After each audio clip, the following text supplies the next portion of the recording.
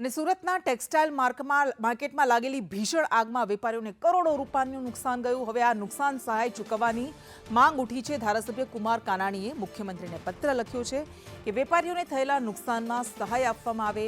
36 કલાક બાદ માર્કેટમાં આગ પર કાબુ મેળવાયો, પણ 800 થી વધારે દુકાનમાં આગથી મોટા પાયે નુકસાન થયું। 450 જેટલી દુકાન સળગી ગઈ છે। અનેક વેપારીઓ બરબાદ થઈ ગયા છે, રોડ પર આવી ગયા છે।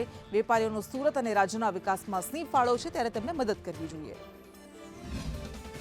કુદરતી ઘટના બની છે તો બની ગઈ, પરંતુ આ વેપારીઓ જે સુરત શહેર અને રાજ્યના વિકાસમાં એનો સિંહ ફાળો છે, અનેક લોકોને રોજીરોટી આપે છે।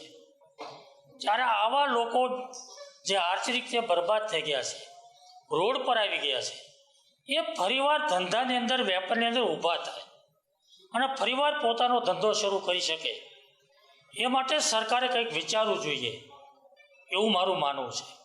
એટલા માટે મેં મુખ્યમંત્રીશ્રીને પત્ર લખ્યો છે કે સંપૂર્ણ રીતે આની તપાસ થાય, કેવી રીતે આગ લાગી છે, ઘટના કેવી રીતે બની છે, 36 કલાક આગ કાબૂમાં ન આવવાના કારણો શું છે, સંપૂર્ણ તપાસ થાય અને તપાસના અંતે આ વેપારીઓને આપણે કેવી રીતે મદદ કરી શકીએ, કઈ રીતે એને ઉપયોગી થઈ શકીએ અને કેવી રીતે મદદ કરવાથી આ વેપારી ફરીવાર વેપાર ધંધો શરૂ કરે અને પગભર થાય, એવી મેં માગણી મુખ્યમંત્રી શ્રી ભૂપેન્દ્રભાઈ પટેલ સાહેબને કરી છે।